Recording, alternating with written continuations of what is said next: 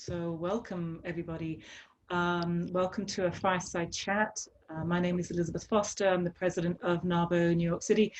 And today we have a fabulous guest. Her name is also Elizabeth. Keep it easy. Yeah, it's so much easier that way. We can just keep it between ourselves. And her name is Elizabeth McCourt. So welcome, Elizabeth. Thank you so much for coming and joining us today. I'm excited about our fireside chat. I know that we've kind of been talking a little bit, and actually, you and I, we've known each other for quite a few years now. We met quite a few years ago, so it was great just to reconnect with you and just to take this opportunity to connect here. Elizabeth is a writer, a speaker, and a certified leadership coach. And I know that her background in leadership has been quite phenomenal in the work that she's done and she's doing. And I want to start us off by talking about the conversation that we had. Not the conversation, sorry, the title. So we started off.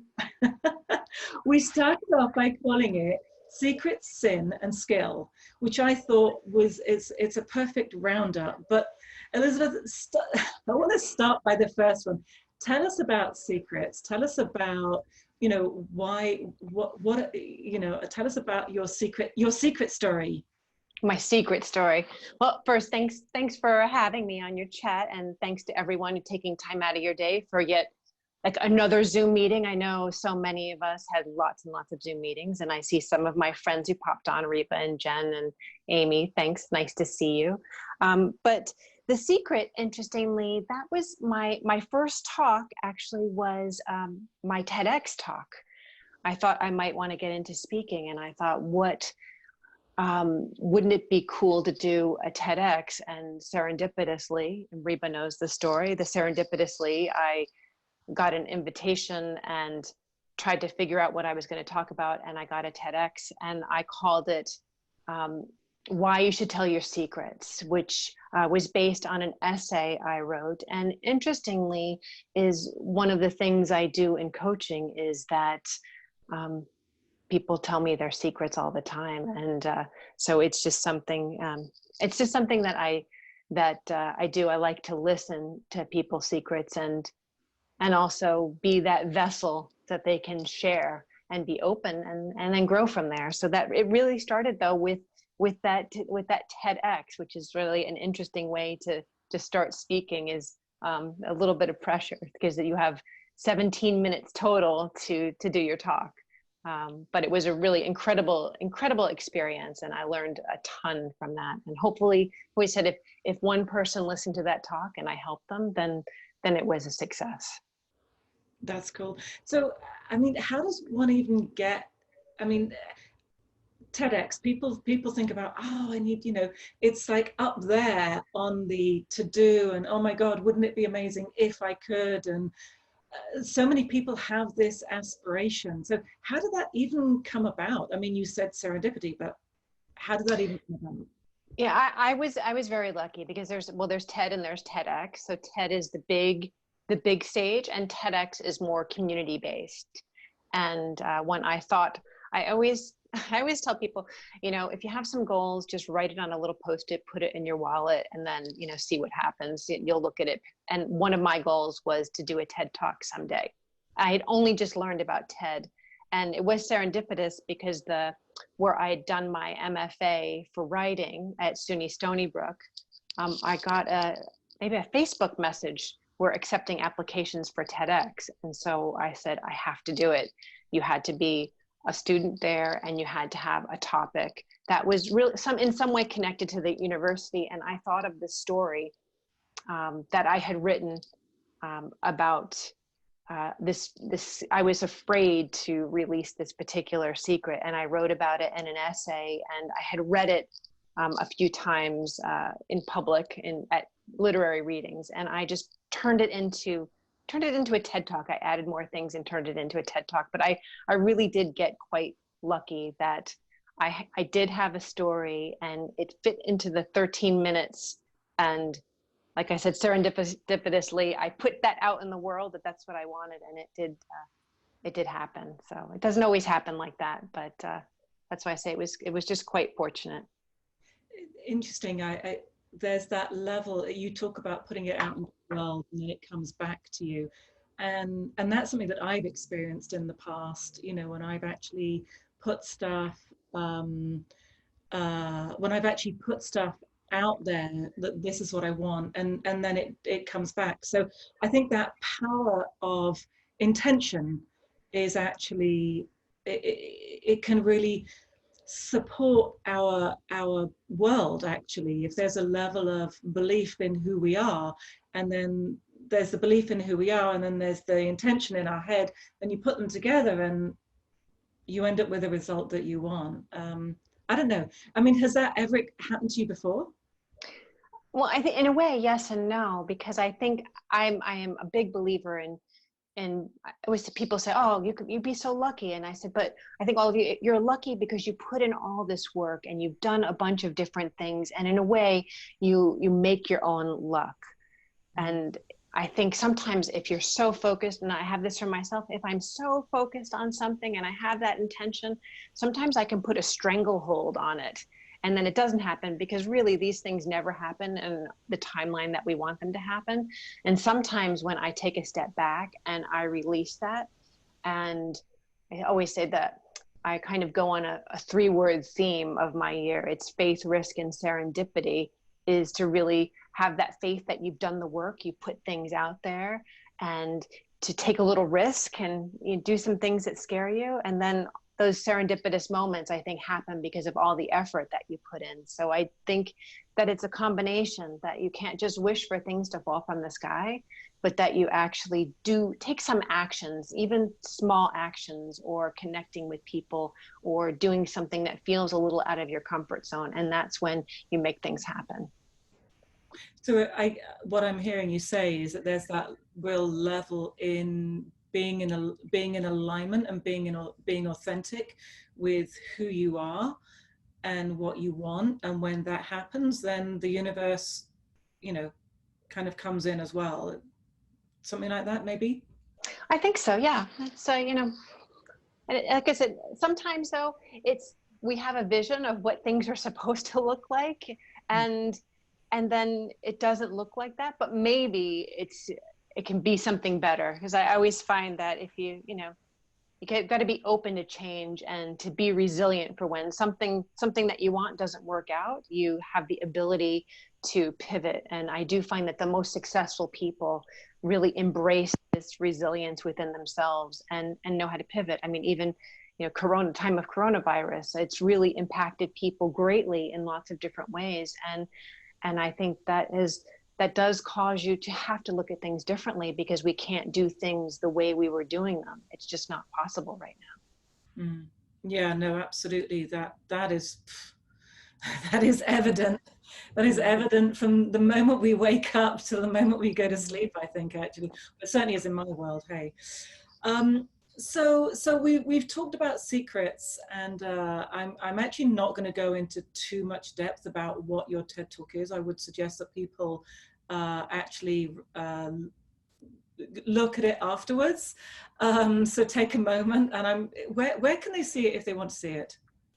Well, if you Google my name and TEDx and secrets, I'm sure it will pop up. So my last name is McCourt, and it's on my website as well. So McCourt Leadership is my website. If you go there, you can see some of my pictures and what I do, and also the TED Talk is there too. Oh, so, but Google my name and TEDx, and I think it will pop up. Oh, that's fantastic. Thanks. So the second part that we spoke about, or the title rather, we've talked about the secrets, and I'm sure that we all have many secrets, and that level of unleashing our secrets is a level of opening up, not only to ourselves but also being vulnerable and being in that place of others. But now let's talk about sin, because that's an unusual word to kind of put into a title, any kind of title, and I chose it as to put it into this title because it's actually something that you put into a title. So tell us about that. Yeah, sure. It's well, the title, I wrote a book, and not a leadership book, but a novel called Sin in the Big Easy.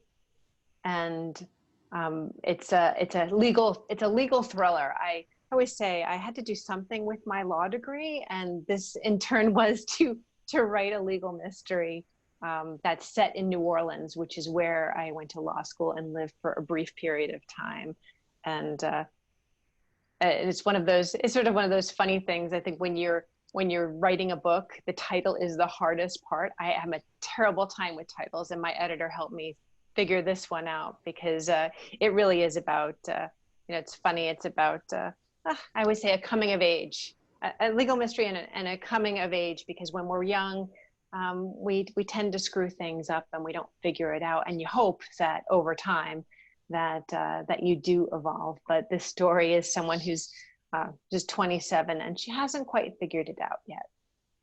So that's where the sin comes in. She makes a lot of mistakes. I always say that's my next book that I'm currently working on is called, and the working title is Refreshingly Flawed, because I feel like perfection is just one of those unattainable things. And if we can just embrace the, sort of our messy selves and our flaws and all that, it would be a lot easier, I think. So I encourage people, that's the next book that I'm working, is really embracing your entire self, flaws and all. That's so cool. So is it a novel as well? No, the new book that I'm working on is going to be nonfiction, so more of a leadership book. But funny enough, when I published the novel, people were like, why would you do that? That you're a leadership person. Why would you publish a novel? And I said, because we all do different things. And I encourage people to flex that, whatever it is for you, that creative part of your brain, because that ends up helping with strategic thinking. And then for me, I had major imposter syndrome. It took me 15 years to write this novel, so it was not easy. So my accomplishment was actually publishing the thing, and people would like it and people wouldn't like it, and I had to be okay with that. And that was a tremendous learning experience. And as I told you, Elizabeth, I think I have a couple here, and I set up my computer as a post office, so we can figure out how to mail a few copies to some of you who are on the call today. Wow, that's very kind of you. Thank you. So obviously writing is something that's not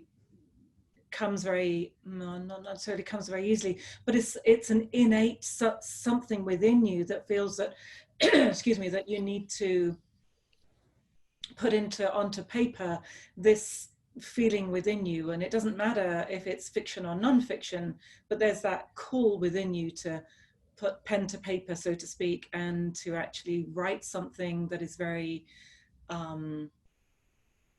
that is meaningful to you. And I'm assuming that there's messages in both the fiction and the non-fiction. Oh, always. I think I was taking one of those master classes. I don't know if you're all familiar with that. I think it's actually quite good and sort of nice Corona time additive learning. But I took one recently with Malcolm Gladwell, and he mentioned that you really, whether it's fiction or nonfiction, I think it was him, that you have to inject a piece of yourself into your writing, whatever it is, that authenticity of yourself into it. Otherwise it reads flat. And in a way, the same thing goes with secrets. If you don't get vulnerable, it's not quite as interesting. So I think that to have the courage to be a little bit vulnerable, and the quote I use at the end of my talk, I do believe is true, because I keep this for writing, and my mom said it to me, is that the things people want to read are the things you don't want to tell. And I think the same goes with speaking. You want to hear, you don't want to hear it's all perfect, because how can you have any connection with that? I know I can't. It's unattainable. I love that expression. It sounds like you've got a very wise mother. Yeah, I did. Yeah, it's just that, and it's true, because it's like when you put when you because we're not perfect, you know, none of us are, and embracing that imperfection within ourselves is actually so important, and being true and being authentic and saying, okay, this is, you know, this is me, warts and all, so to speak. Certainly is what we would, how we would call it in the UK anyway. um, so you're obviously, that you know, checks the box of the secrets and the sin. So now let's go on to the skill, because there's one thing about you that I've known for a long time, is that you actually are very skilled in many different areas. So it's really, you know, in your work, you're very skilled in how you work with your clients, but also there's that level of your skill that you bring into your everyday life. So tell us, one of the or a couple of the main things that you would classify as skills that you have that you'd want to share with everyone here. Oh, sure. I would say, you know, it's funny because I'm just wrote a piece for my book, and I said it's about niche, and how I do not abide by niche because I like to do a lot of different things, and sort of jack of all trades, master of none. I said, oh gosh, that's meant as an insult. And for me, to be this master generalist, to do many different things, is just from a personal interest in diversity. But I do, my main business is I do leadership coaching for executives, and I do that globally.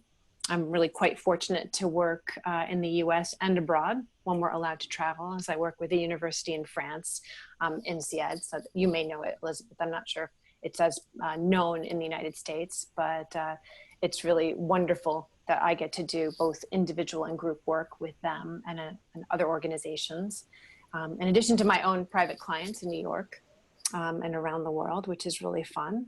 And so that is the main part of my business, is in leadership development and coaching and training and workshops and speaking.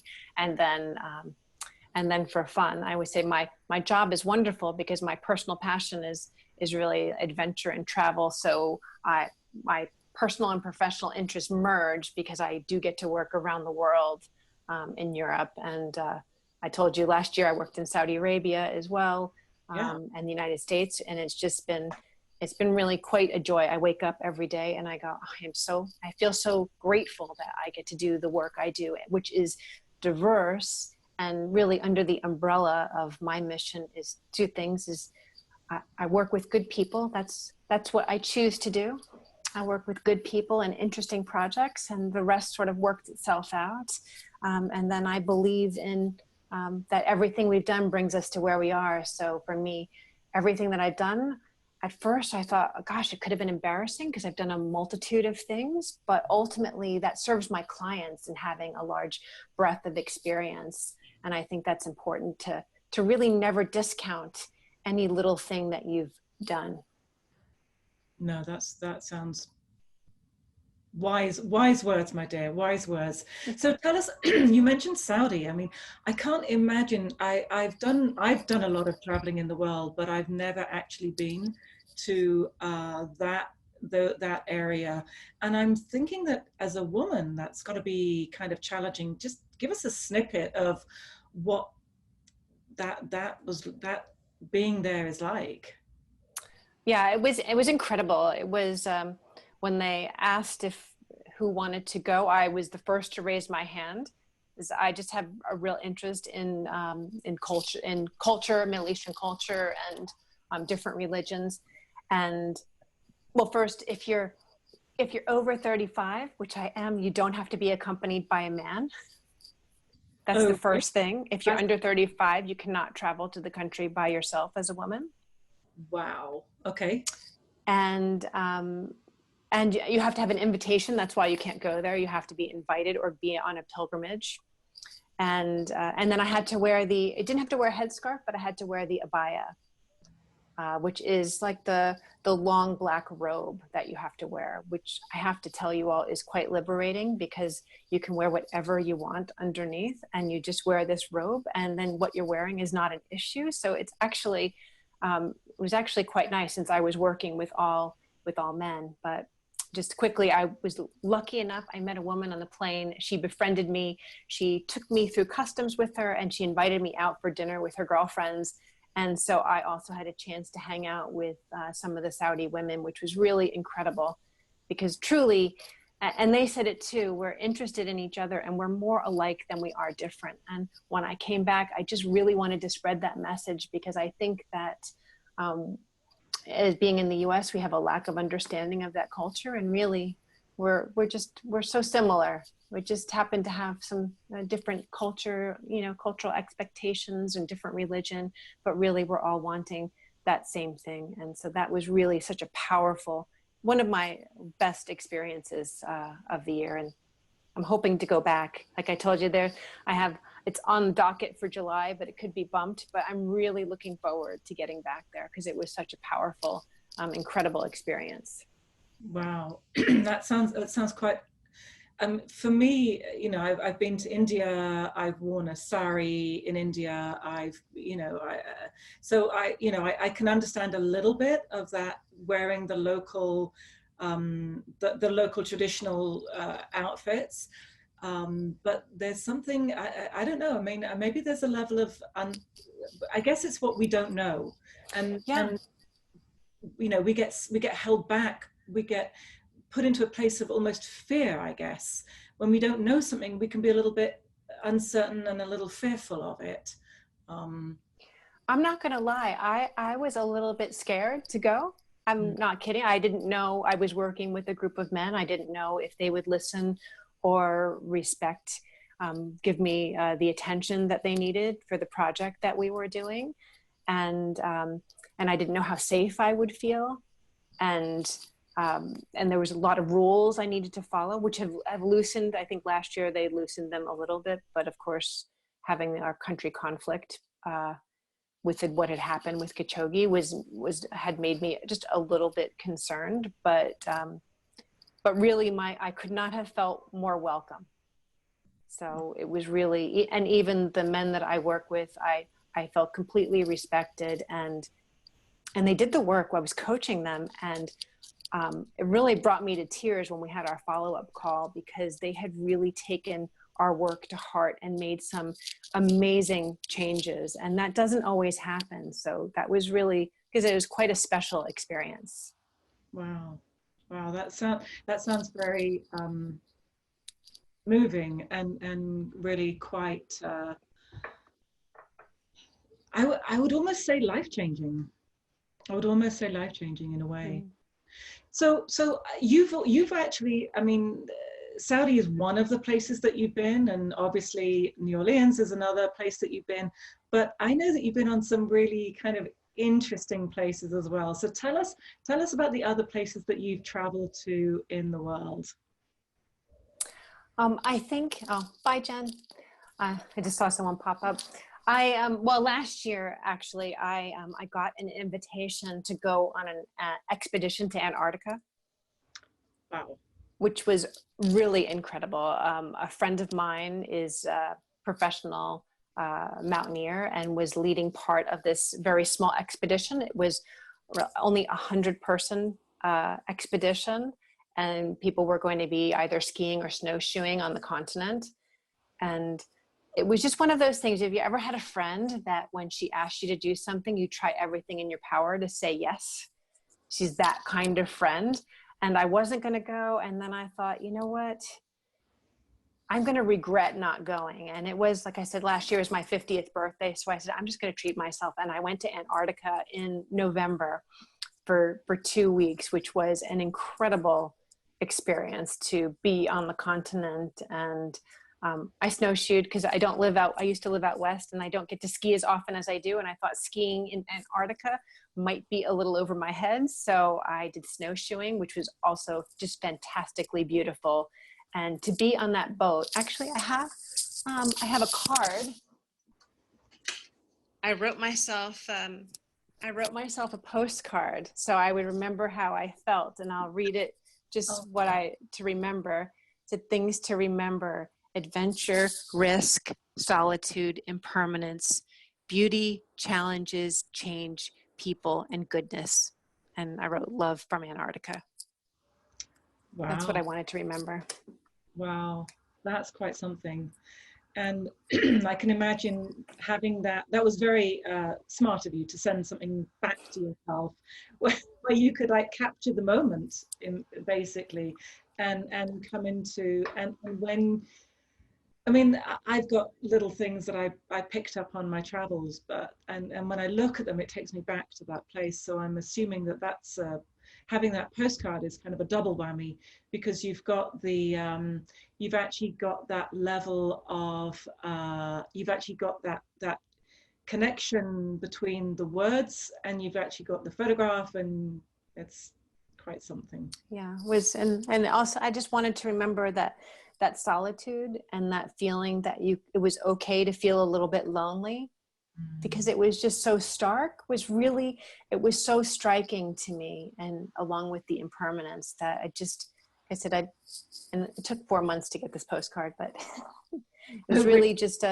yeah, because they only do mail like a certain time of year, but so I just got it a couple weeks ago from November, but yeah, it was really a special experience, because we don't often get that time to really reflect and have it be so quiet. It was really, really quiet there. Wow. And so if there was one thing that would be the takeaway from that trip, what would that be?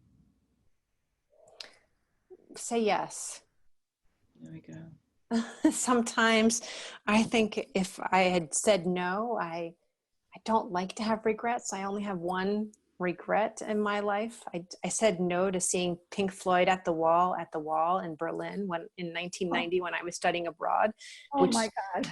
I know. I was so, it's one of those, I said no just because of a boy. And I thought, gosh, you can't say no anymore. You just have to say yes and figure it out sometimes. Yeah, absolutely. And you're absolutely right. You know, there's things, I mean, I feel that way as well. There's things that I've said yes to, you know, more so when I was younger, I think. Less now that I'm older, but that level of saying yes actually allows, certainly for me, it allowed a whole new world to open up. And it's interesting. It's a bit of it's a risk though, isn't it? It's a risk. Absolutely. When you, and going back to what you were saying earlier, there's that faith and there's that risk, and being, you know, what are the risks have you taken and you know, how do they actually work out for you? You know, it's funny because I was just thinking about that this week, actually. Because I always say there's, you know, there's low stakes risk and there's high stakes risk. And I often tell my clients, you have to develop a relationship with risk. And sometimes it might be as much as going to your favorite restaurant and not ordering that favorite thing that you always get. That's a low stakes risk. Mm-hmm. And then certainly there are much higher stake risks. So that certainly takes a different level, but develop that different stakes, that different relationship with risk. So one risk I took actually this week is I'm doing a new project with a global group, and I'm working with them once a week for 5 weeks. It's a fantastic project. It's a new, you know, obviously virtual project. And I used a technique that I wouldn't normally use. I just tried something a little bit different, and I think it worked. So it was good because it was like a professional risk. I thought, oh, I could really walk away with egg on my face here. But I did something to make a particular point at the beginning of our call, and I think it helped set the tone for our call. And so I learned something. So that was a little risk. I don't think it would have been a tragic if it hadn't worked out, but it was, you know, a business risk because I did something that I wouldn't normally do with regard to storytelling. Another risk, let's see, starting my own business. I mean, that felt like a high stakes risk. I left a nearly 20-year career in financial services to completely start over again. And it was really, really scary. And and it really took everything I have to really take that risk. And I'm so grateful. I'm so grateful that I did. And I also was lucky enough to have, support and friends saying, when you said you were going to do it. So people sort of holding me, I had some accountability partners sort of holding my feet to the proverbial fire of when I was going to do that. But that felt like a much higher stakes risk to leave a very known business where I was reputationally quite well known in my industry, and to start something new and rebuild my reputation in a different industry. So, and that I totally resonate with as well. I think there's those two things really go hand in hand. There's that level of putting ourselves at risk, saying yes, and just that there are opportunities that just open up to you when we can actually do that. And I think that's if we can stay in that place within ourselves, that's a very important place to be. So for you, you started, you said you came out of 20 years of corporate, so to speak, corporate America, and you've stepped into stepping out on your own in your own business. Can I ask, what was that pivot point? What was that thing? Because often for us to leave security, quote unquote security, and step off the ledge into something that's, to take that risk and step off that ledge, something often happens. Is there something that happened with you? Yeah, I think I always say, for me, I realized at a certain point that staying and doing the same thing actually made me incredibly upset. So for me, the risk of starting my own business and failing was better than the risk of staying. So it really had quite a pivot point. I had always wanted to start my own business again. And I was in a full commission business, which is fine, but every year you're starting over. So it's sort of entrepreneurial within a corporation. But it really, I just came to the point where I thought I wanted to it's going to sound a little bit corny, but I really wanted the opportunity to make more impact in people's lives and help people. And I tried to do that where I was, and I think I was able to do that, but I wanted to do it on a bigger scale. And so, but it really was personal. When I thought about staying, I would actually sob. And so for me, I thought, even if I fail, if I do not take this risk, that is the failure. So I knew that it was the right thing for me to do. Yeah, I can resonate with that. And I'm sure that many of us on the call can as well. There's that level of, you reach a point where it's unbearable in a way, and in whatever way, and unbearable to one person is different from unbearable to another. But you within yourself, don't you? You reach that point and you go, okay, this is it. This is like, I just can't do it anymore. Yeah, it was interesting because like I said, you don't think that's going to happen. You hear about that happening, but then, like I said, for me, it just became really important to what, and it could be age too, of course. What am I going to do for the rest of my life? What impact, what imprint do I want to make on the world? How do I want to help people? How do I want to be remembered? And all those things. And they do sound trite, but it's truly, truly important to take a look at that. And I'm sure many of you have, as women business owners, have felt that. So yeah, I'm absolutely, and I think that, I don't know, maybe I'm a little biased because I am a woman, but I think there is that level of women, that there is that level of that naturally comes to us, which is that level of giving back and supporting and helping. And I'm not talking about being a parent or not being a parent. It's not about that. It's just about, there's that something, it's more, I believe it's something that's more inbuilt within us. But like I say, I might just be a little biased there towards towards women businesses. But hey, that's allowed because that's what I do right now. So, Absolutely. I love helping women. I always say, gosh, if I can do it, you can do it. If that's what I can give to someone, and I might tend to whatever I've done, I am often scared, but I think that I use that to give me energy to do it anyway. And if I can like help someone be less scared to take a leap, to take a risk, I mean, that's part of my mission in life, particularly with helping other women, because we're tough on ourselves. oh, we are so tough on ourselves. We're the toughest. That's for sure. I don't know why we do it, but there is something around us that we just beat ourselves up more than anybody else. Um, and so let's take it a little lighter. Let's take it away from beating ourselves up and because that's kind of like we could do that, but that's not going to be helpful to us. And I can hear my little dog scratching at the door. So there we go. Hopefully you can't.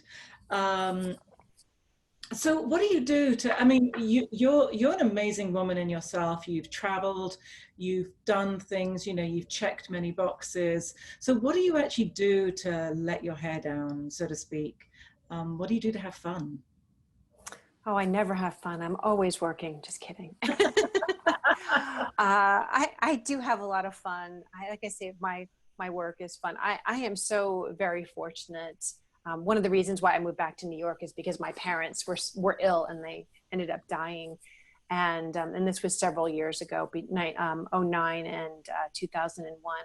But I really feel like I am so fortunate in this world to have amazing friendships with women of all backgrounds and all over the country and the world. And I think connecting with my friends, men too, but connecting with my friends, spending time with my husband and family, and just being silly and having some fun, that is of utmost importance to me. I always say that the greatest gift I have in life are, my friends and the people that I'm connected with. And so I, whatever, dinner, yoga, Zoom chat, adventures. I'm always up for an adventure. I just have my dog. We don't have children. So do not invite me somewhere because I will probably go. So actually, and on that subject, if there was somewhere that in the world, somewhere else that you had to live, where would that be? Oh, to live? Yeah. I'm pretty lucky. I could live just about anywhere. I'm really flexible. But I would probably live in the EU somewhere. I really like being in Europe. And although the only continent I haven't been to is Australia, so I could probably live there too. I don't know, but yeah, I'm pretty, yeah, I've never been there. They're very different places, my friend. They're They very are. different places. Yeah, no, it's funny because it's, like I said, I'm very, I love other cultures. I love learning about other cultures and languages. That's probably what I missed most about being in quarantine is I'm watching a lot of foreign films and shows on Netflix because I like to hear other languages. So I think that I would probably live somewhere with and learn another language. And yeah, but you already speak French? Do you speak?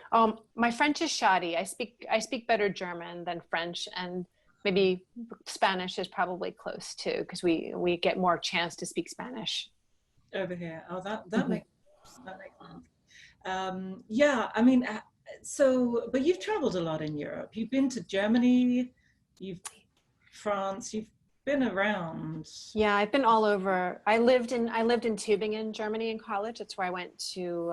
I did a year or shy of a year at undergrad in Germany, and I do work in Germany, but in English. So there's just a few countries in Europe that I've not been to. So I traveled pretty extensively when I lived there, and then my work also brings me there now. Nice. So I get to go to France a lot. On March 13th, I came back from Paris. I had some work there for a couple of days. So it was nice. It was my last foray to Europe was Paris. Mine too, actually. I was in Paris in January. Oh, nice. And it's such a beautiful city. So yeah, I hear you on that. I think that there's something about Europe, and obviously being a European, I've got a lot of, it was very accessible to us. So, and I used to live in France. So there's that level Oh, of, that's right. yeah. So I used to live down in the south in Cannes. And so there's that level of, we used to, literally pop across, it was a 30-minute, 45-minute, I'd say to the kids, hey, let's go to Italy for pizza. And it was fun. It was fun. So easy. So easy. And you could just like, it was a very short distance, and they'd be speaking a different language. There'd be, there were so many different things, and it's a really, really beautiful place. So I do have a fun question for you, which is I do like to ask people is that if you were going to invite somebody to dinner, famous person to dinner, which would be actually quite a coup right now. But anyway, if you were going to be able to do that, who would you invite and why? It's a really hard question, because part of it, if it's like, I was thinking about this question, I thought, gosh, who would I want to invite that would be really, really fun to hang out with? And I was thinking, I was like, oh, RBG, I really want to invite, but I think I would be terrified because she'd be so smart and I would be terrified. So I think I like to watch, like Nora O'Donnell, I think is cool, and Vladimir Duthiers. So I feel like I could be friends with them, which is so silly. So I think having them to dinner and hearing about their experience, that's sort of what other job would you have? And I think, oh, journalist would be the only other job that I would have if I wasn't doing what I was doing. So I think I'd want to talk and just have some wine and really good food, and not be intimidated, and be more, down to earth, and just have a fun conversation about life and the world and experiences and adventure. Yeah, no, I can imagine. And I think that level of good food and good wine, the rest just flows. It's just, exactly. It's kind of cool. So I kind of want to start to wrap it up a little bit, but I want to kind of finish by saying to you is like, what do you do to keep centered and calm? Is there a specific trick that you could share with us that you would be able to say, oh, this is something that I do and this is why I do it? Or how does... I have a new thing that I've been doing. I do several things because, like I said, one thing doesn't always work for me. I'm a yoga practitioner for about 30 years, but I hurt my shoulder and I can't do it at the moment. I try and meditate, but I have a terrible monkey mind, so it's very hard for me. I like a walk or a run. And if you saw to the left, I have a puzzle. I started doing a puzzle like a couple months ago. I bought a 3,000 word puzzle, which is impossible. Then I did a tiny one, and now I'm on a 1,000. And I found if I can be quite calm, I can put the pieces in. If you're not calm, you can't do any pieces. So that's been kind of interesting to do.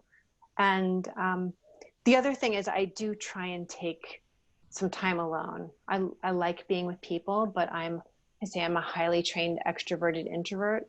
And so I definitely have to make sure I have some space for myself, either to read, to reflect, to take a hot bath. That's a big thing too. I take a hot bath and put some nice oil or something in it and just chill out. Might even read a book in the bath and just relax. It just moments I always say taking a pause. I recommend it for my clients, and I've got to do it too. Just like 30 seconds of pause or 15 minutes, and just take time for me in a variety of ways, because depending on where you are, you can't always do something like a yoga class or whatever, but just moments of time for yourself is always important.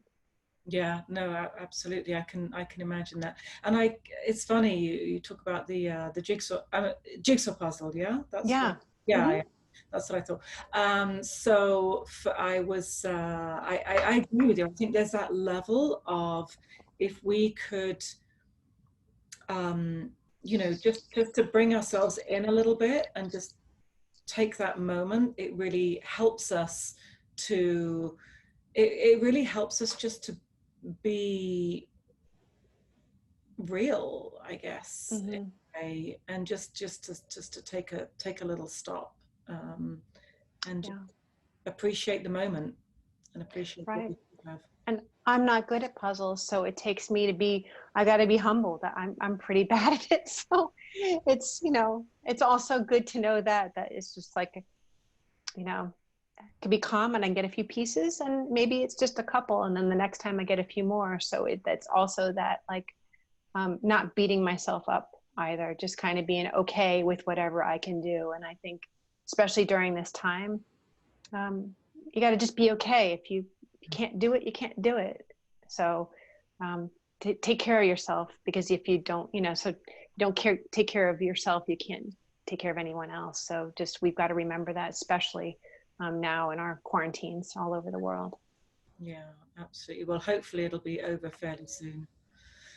Or, you know, not over, but, you know, we'll be starting that, certainly in New York. I don't know about the other people in the other areas of the world, but certainly in New York, we'll be opening up inch by inch, I'm hoping, because I think our sanity is starting to fray at the edges. A little bit, right? I've drank a lot of tea, I tell you. Oh yeah? A Well, lot of tea. that's not so bad. If it was a lot of vodka or something like that, that'd be a Yeah, you know. story. Well, you just got to drink the good, whatever you're drinking, just make sure it's the good stuff, whether it's tea or wine or vodka, whatever it is, drink the good stuff. Oh, that's great. That's great. So I just realized the time. I'd love to open it up to questions. If anybody's got any questions that they would like to ask, let me just have a look in the chat box. I'm actually going to just stop the recording now anyway, because I think we've just come to an end. So just before we do, I just want to thank you very much. And it's just been a real pleasure. So Oh, thanks. Thanks for having me, Elizabeth. And thank you all for taking time out of your day to come chat with us.